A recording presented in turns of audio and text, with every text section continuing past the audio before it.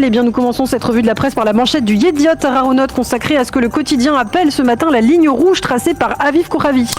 Oui, il s'agit d'une conversation téléphonique qui s'est tenue hier entre le chef d'état-major de Tsahal, qui termine son mandat dans quelques jours, et le futur Premier ministre Binyamin Netanyahou, qui commence son mandat effectivement dans quelques jours.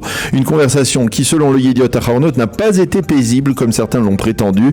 Une conversation au cours de laquelle le général Aviv Kochavi a exprimé ses craintes et ses appréhensions face aux démarches qui figurent dans les accords de coalition entre le Likoud et ses partenaires. Des démarches qui risquent d'affaiblir, selon lui, Tsahal.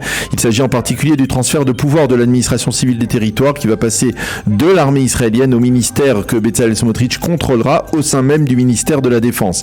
Aviv Kochavi aurait même exprimé ses craintes d'une politisation de l'armée dans le cadre de la réforme qui se profile à l'horizon. Au bout du compte, il a été convenu entre les deux hommes qu'avant chaque décision importante, le Premier ministre consultera le chef d'état-major de Tsahal. Selon le Israël Hayom, Netanyahou aurait expliqué à Aviv Kochavi que tout ce qui a été signé ne sera pas obligatoirement concrétisé dans la réalité politique d'après l'information de ce gouvernement.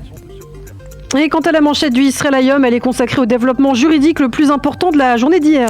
Oui, il s'agit de la décision de la Cour suprême qui a repoussé provisoirement le recours déposé par le mouvement pour la préservation de l'intégrité du pouvoir contre la nomination d'Aryeh Deri au poste de ministre dans le futur gouvernement en raison de sa condamnation par la justice à 12 mois de prison en sursis pour infraction fiscale. Le juge de la Cour suprême, Alex Stein, a stipulé que Aryeh Deri pourra être nommé ministre dans le gouvernement et ce n'est qu'ensuite que la Cour devra débattre de son statut définitif. Le second titre majeur du Yediot ce matin, c'est une nouvelle liste concoctée par le député Aviv Maoz du parti Noam. Oui, après les listes noires des journalistes et stars des médias qui sont homosexuels, rendues publiques par Nadav Eyal du Yediot Aharonot en fin de semaine dernière, c'est Tovat Simouki cette fois qui ce matin révèle dans le Yediot Aharonot l'existence d'une liste des gauchistes, comme l'explique le Yediot Aharonot, qui occupent des fonctions importantes au sein du ministère de la Justice. L'intitulé de cette liste, donc détenue par le parti Noam et par Aviv Maoz, son leader, la mainmise des ONG d'extrême gauche israélienne sur le ministère de la Justice. Et quel est le reproche que le parti Noam leur fait ? Eh bien, c'est d'avoir pris part à des ateliers de formation qui encouragent à l'intégration des Arabes au sein de la société israélienne. Fin de citation. Et tous les quotidiens et les sites d'information, Daniel rappelle que c'est ce jeudi à 11h que Benyamin Netanyahou devrait présenter son gouvernement à l'aval du Parlement. Oui, c'est l'annonce majeure faite hier, mais le Yediot Aharonot et le Israël Hayom expliquent que d'ici là, Benyamin Netanyahou a encore du pain sur la planche pour faire voter les amendements aux lois actuelles, conclure tous les accords de coalition et enfin distribuer les portefeuilles ministériels aux principaux députés Likoud. Marathon législatif à la Knesset, annonce le Yediot Aharonot qui parle de course contre la montre pour Benyamin Netanyahou. Et sur une pleine page, le Yediot Aharonot détaille les accords de coalition que le Likoud a ou va signer avec ses partenaires, le judaïsme de la Torah, le parti Chasse, le sionisme religieux, Force juive et justement le parti Noam. Le Yediot Aharonot parle de pouvoir sans précédent pour Bezalel Smotrich, de contrôle maximal pour Itamar Ben-Gvir sur la police, de contrôle important d'Aviv Maoz sur l'éducation nationale et d'1 milliard de shekels pour les nécessiteux grâce au parti Chasse, ainsi que l'annulation de certains décrets pour les orthodoxes ashkénazes.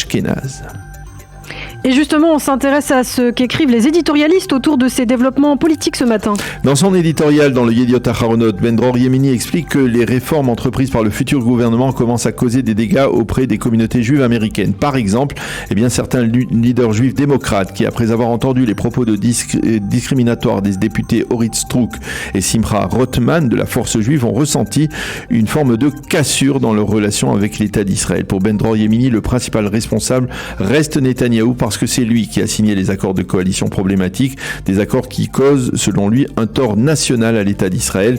Et c'est lui qui doit encore ensuite publier des communiqués, Netanyahou, pour corriger l'impact regrettable que ces accords ont eu. Le juge Eliakim Rubinstein, toujours dans le Yediot Aharonot, déplore que précisément alors que l'antisémitisme relève la tête à travers le monde, c'est Israël qui cautionne une forme de racisme et de xénophobie. Amnon Lord, dans le Israël Hayom, considère que Bezalel Smotrich et ses propositions discriminatoires risquent d'affecter la capacité du gouvernement à instaurer de véritables réformes importantes au sein de la justice israélienne.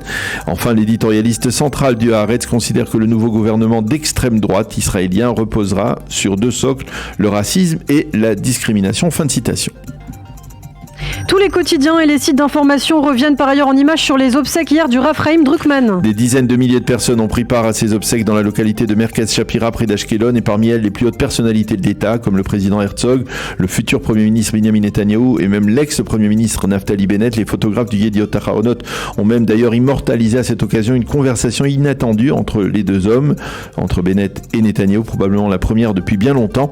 Et une autre photo émouvante dans le Yediot Aharonot, celle du président Herzog devant la dépouille mortelle du Rav Druckmann. La pluie est tombée à verse durant toutes ces obsèques, ce qui a fait dire au Israël Hayom, même le ciel pleure le Rav Chaim Druckmann. Puis ce matin encore, plusieurs éditorialistes expriment leur lien de proximité avec le Rav Druckmann. Dans le Yediot Aharonot, c'est le rabbin Shai Piron, ancien ministre de l'Éducation, qui était membre du parti Yesh Atid de la Yair Lapid, écrit que le Rav Druckmann était le Rav de toutes les tendances au sein du sionisme religieux. Et il raconte comment le Rav l'avait accueilli chez lui, lui avait servi un chocolat chaud délicieux avant qu'il ne parle de son avenir. Même Shimon Schiffer, le vétéran des éditorialistes du Yediot Aharonot, titre son éditorial ce matin sur le Rav Chaim Druckmann, c'était aussi mon éducateur, écrit Shimon Schiffer. Quant à Ariel Kahana, le correspondant diplomatique du Israël Hayom, il parle du Rav Druckmann comme de l'image parfaite d'un père, d'un éducateur qui a tenté de concilier politique et idéal ou idéalisme sans toujours y parvenir.